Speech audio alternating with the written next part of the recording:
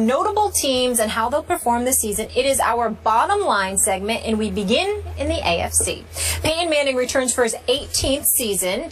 John Fox is out as head coach, and Gary Kubiak comes in to replace him. The Broncos won 12 games last year, but lost to the Colts in the divisional playoff. Will, what is the bottom line for the Broncos this year? The bottom line for the Denver Broncos is that they will miss the playoffs. What? That's correct. Say what? If you have no offensive line, you do not make the playoffs. I look at this offensive line, and let me just read these names to you. Tyler Sembrilo, okay, rookie, tackle. Evan Mathis just came over from the Eagles. Matt Paradis, just in his second year. Luis Vasquez, all-pro, got one there. Yep. And Ryan Harris at the right tackle. That is 5 guys who I believe it to this point have not played together, have not been on the field together, even through this exhibition season. A season, by the way, where Peyton Manning was sacked 3 times, straight up the middle. Now, Peyton Manning is notorious about getting that ball out in something like 2.6 seconds, but that's been a luxury. That's been sort of a superpower of his. This year, it's going to have to be a necessity. If that offensive line doesn't pull off a miracle and turn into a playoff caliber offensive line in that amount of time, after not having been together, in a division where everybody's better. Chiefs are better, I think. Raiders are better. Chargers are better. I see the Broncos ending up something like 9 and 7. You think those teams are all better than the Broncos? No, better than they were last year, meaning they're getting better. For the Broncos, okay, got it. Meaning you don't cruise to 11 and 5 or 12 just and 4. Want to clarify, you struggle to 9 and 7 and miss the playoffs. The Raiders are better than the Broncos. Just clear. Well, my bottom line for the Denver Broncos is, and I tried to apparently be a little more clever than you on this, the dying of the light. Okay. I'm with you on this in that they're trying to put this scheme in and all these pieces together to capitalize on the final years of who is an amazing, unbelievable QB, but with a lot of caveats right now. And you're talking about that O-line, and we were just talking about this when you're doing zone blocking. A lot of times fans think like zones, whether in basketball or in football, mean that you can just plug and play, that it's easier. But a lot of times when you're doing zone stuff, it's like you gotta all be on the same brain wavelength when you're doing something like that. And that takes more time than the guys and the experience that they have on that O-line. And also, when the Broncos did this back in the day, in the late 90s with Shanahan, and they had the amazing running game, and then they had Elway, what really put them over the hump was that Elway was able to just throw his body anywhere there at the end of those 2 seasons. I don't think Peyton's going to be able to do that. I don't think that's going to be able to happen for this team. And now I love that they have brought in this new scheme, and they're doing everything they can this year to try and get the Broncos to the place that they think they can possibly be and squeeze the last amount of juice out of Peyton Manning. I just don't see it going that way for them. I think they're going to be really good through 10 games, and then I do think they're going to get into the playoffs. I think they're out after the first game. We agree. What do you think? What's your quick hit bottom line? I think they're going to be all right. I think they're going to hand it off a little more, and that'll give Peyton a break. I think their defense still stacked. And, I mean, he talked about it on SportsCenter. Obviously, the line has questions, but there's still a mix of vets and youth. I think they're going to be okay. I think they're going to be okay, too. I think they're going to be 11 and 5. I don't think that gets them anywhere. I think they're going to the playoffs. I don't think that gets them anywhere once they're in the playoffs. We shall see, but we must move on. Sports happens. Andrew, I love that. Andrew Luck and the Colts have reached the playoffs in each of the first 3 seasons and reached the AFC title game last season. Luck adds weapons Frank Gore and Andre Johnson to the offense this season. So, Kate, what's the bottom line for the Colts? So close yet again. So close, but just not there. They're not there yet. And part of that is not even them and the Colts. I mean, they have added every piece, a lot of names you mentioned, that they can possibly make to get this team to the Super Bowl. I mean, Pagano even said that he thinks he's got more talent on this roster than he's ever had. But what's going to happen at the bottom line for the Colts here is who are they going to run into? More than likely, they're going to run into the Patriots again when you're talking about getting to the playoffs. I obviously think the Colts are going to be great during the regular season. I think they're going to get to the playoffs. I think they're going to be playing great football. It's a timing issue for Andrew Luck right now and the Colts and Pagano. They just have a few more years they need to wait before the Patriots are not the Patriots anymore and Tom Brady is not Tom Brady anymore. I don't think the Colts have gotten better enough to the point that they're going to be able to clear that hurdle. You say it depends on who they run into, and what I would suggest is hopefully not somebody who can run the ball. I look at the Colts a little bit like I do the Eagles in the NFC, in that they're good, they're going to make the playoffs, but they're overhyped. Everyone is on this bandwagon. And why wouldn't they be? Andrew Luck is great, and everyone is assuming Andrew Luck will take this to the next level. But football is still a team sport. And I watched last year as the Dallas Cowboys ran straight through the middle of the Colts defense. Won that game 42-7. Saw the Patriots beat the Colts 45-7. Saw the Steelers put up 51 points against the Colts. I'm not worried about Andrew Luck's side of the ball. I'm worried about the other side of the ball. I know you get Robert Mathis back, but you got to stop the run. And right now, the Colts defense would scare me if I was someone who was predicting them to go or to win the Super Bowl. They look like a good playoff team.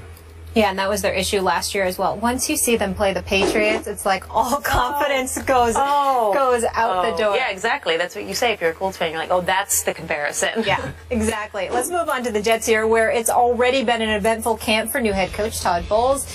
Geno Smith out with a broken jaw after taking that sucker punch during camp. The good news, however, Darrelle Revis returns to anchor Gang Green's defense. Bottom line for the Jets here, Will. Bottom line for the Jets is Cardale Jones. They are in the Cardale Jones Bowl. Stop And it. the only thing more absurd than predicting the college national champion today and the record for every one of these NFL teams is predicting where certain quarterbacks will fall in the draft 10 months from now.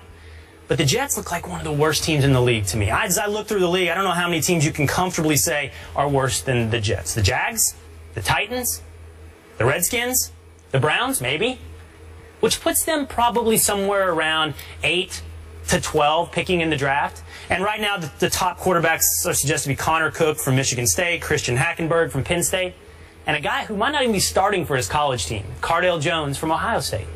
I think the Jets need a quarterback, and I think they're going to be in a position to get one next year, early in the draft.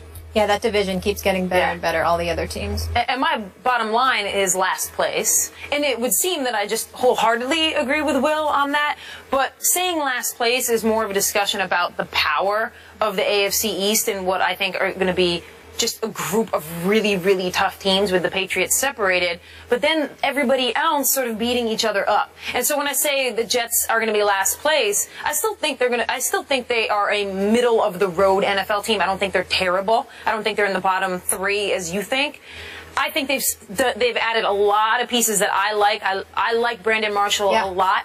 I think especially his first year somewhere, he plays electrifying football. Darrelle Revis, Eric Decker better too. Yeah, Decker's a better number 2. Right, exactly. So that wide receiving core.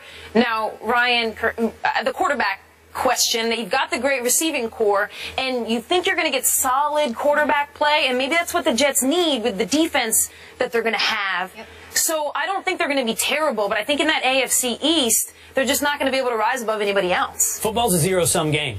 If somebody's winning, somebody's losing. But not always if the within Patriots the conference. Are winning, if the Dolphins are better, if the Bills are better, somebody's losing. I'm not sold on the Dolphins yet, though, either. No? No, not totally sold there either. I think if Ryan Fitzpatrick, if he can be a game manager, they could be a little better than we think, because I think that defense is legit. Yeah. How about Pittsburgh? Their defense? I don't know. Big Ben probably had one of the best offenses last year. Le'Veon Bell is coming off a monster year in 2014, and receiver Antonio Brown is arguably the best at his position. No more Dick LeBeau to lead the defense. So what is the bottom line here for the Steelers, Kate? We know they have a couple suspensions. Le'Veon's out the first 2, and Martavis is out, I think, the first 4. My bottom line for them is outside looking in. I think... No playoffs. I don't think so. And I think the key there is just their schedule. It's the toughest schedule that any team's going to play in terms of like opponent winning percentage. And their defense right now, I mean, giving up what? Last year, gave up, you're talking about the Colts run defense not stopping anybody. I mean, 4.4 yards per carry for the Steelers. I didn't see these offseason upgrades that's going to lead me to believe that they're going to be able to plug those holes. I mean, you've got Ben Roethlisberger, and you're not going to count that offense is just electrifying. It's going to put up a lot of points, but they kind of have the same problem that I see my New York Football Giants having, in that I look on the defensive side of the ball and I'm like, oh, they're going to have to put up. Giants are a hot mess. But that's a whole other story. Right, but you're like, which we will get to.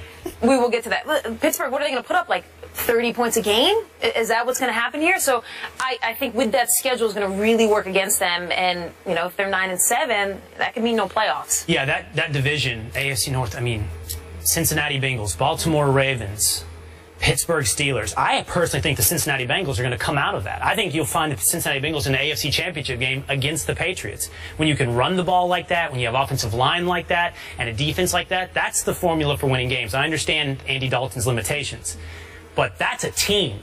Now, I think the Steelers are a true wild card. And what I mean by that is it's going to be hard to tell what's going to happen with this team, and I think they will get the wild card. They'll get into the playoffs. Ben Roethlisberger's great.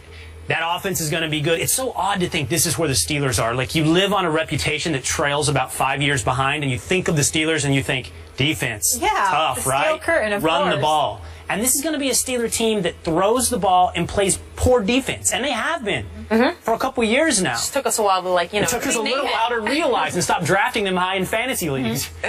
But I think that's kind of uncharted territory for the Steelers. All offense, no defense. Wild card. I think they make the playoffs, but don't get very far. Those triplets are legit, though. Still taking Le'Veon Bell in my draft, regardless of suspensions. All right, so deflate. Take is brought to you by the Gillette Shave Club. Join the club now at GilletteShaveClub.com. And Jim Beam. Make history. Tim Tebow had his final preseason performance last night. He played in the second and fourth quarter and was 11 for 17 passing for 189 yards with 2 touchdowns and 1 interception. But with the cuts looming for the Eagles, have we seen the last of Tebow in the NFL? Kate, we'll start with you. Nope. I think he is their number 3 quarterback. In fact, I think the storyline was coming in was that he had to win the job from Barkley. I actually never thought that. I thought that this was Tebow's job to lose. I thought Chip Kelly brought him in because he wanted Tebow. He wants that flexibility. He wants those options. He wants another guy in a 2-point conversion to run his tricky plays. Tebow fits that mold for him.